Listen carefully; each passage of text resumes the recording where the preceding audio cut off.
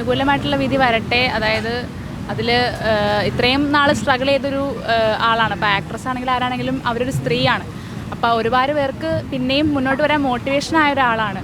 അപ്പോൾ ഇതിൽ ഇൻവോൾവ് ആയിരിക്കുന്ന ആളുകളും സമൂഹത്തിൽ പ്രമുഖരായതുകൊണ്ട് വിധി എങ്ങനെ വരും എന്ന് പറയാൻ പറ്റില്ല. അത് ചിലപ്പോൾ ബയാസ്ഡ് ആവാനുള്ള ചാൻസ് ഉണ്ട്. അങ്ങനെ ആവാതെ ആ കുട്ടിക്ക് നീതി കിട്ടട്ടെ. എത്ര വലിയ ഉന്നതരാണെങ്കിലും അതിൽ ജെന്യുവിനായിട്ടുള്ളൊരു വിധി വരട്ടെ എന്നുള്ളതാണ് പറയാനുള്ളത്. നമ്മൾ ഈ പറഞ്ഞ പോലെ തന്നെ ഈ ഇത്രയും പോപ്പുലാരിറ്റി ഉള്ള ആൾക്കാർക്കൊരു പ്രത്യേകതയുണ്ട്. അവരെന്ത് ചെയ്താലും ഈ പറഞ്ഞ പോലെ ഷുഗർ കോട്ട് ചെയ്യപ്പെടുന്ന ഒരു സംഭവമാണ്. അതിപ്പോൾ മീഡിയ, അതിപ്പോൾ ഇപ്പോൾ ഈയിടെ ഒരു പൊളിറ്റീഷ്യനും ഈ അലിഗേഷനിൽ വന്നിട്ടുണ്ടല്ലോ, അവരെ ഇപ്പോഴും സപ്പോർട്ട് ചെയ്യാൻ ആൾക്കാരുണ്ട്. അത് ഈ പറഞ്ഞ പോലെ അവർ ഇത്രയും ചെയ്തു വെച്ച ക്യാരക്ടേഴ്സ്, ഈ പറഞ്ഞ പോലെ റിയൽ ലൈഫും തമ്മിൽ ആൾക്കാർക്ക് ഇപ്പോഴും വേർതിരിച്ച് കാണാൻ പറ്റാത്തത് കൊണ്ടാണ് ഇപ്പോഴും അതിനെ ഗ്ലോറിഫൈ ചെയ്യുന്നു. ഇപ്പോൾ അദ്ദേഹത്തിൻ്റെ ഒരു സിനിമ റിലീസാകാൻ പോകുന്നെന്ന് പറയും. അപ്പോൾ ഇനി എനിക്ക് തോന്നുന്നു ഈ പറഞ്ഞ പോലെ തന്നെ വിധി എന്തായാലും അതിനെ സപ്പോർട്ട് ചെയ്യാനും ആൾക്കാരുണ്ടായിരിക്കും. ഈ പറഞ്ഞ പോലെ അതൊക്കെ ഈ പറഞ്ഞ ഒരു തെറ്റായ മെസ്സേജാണ് കൊടുക്കുന്നത്.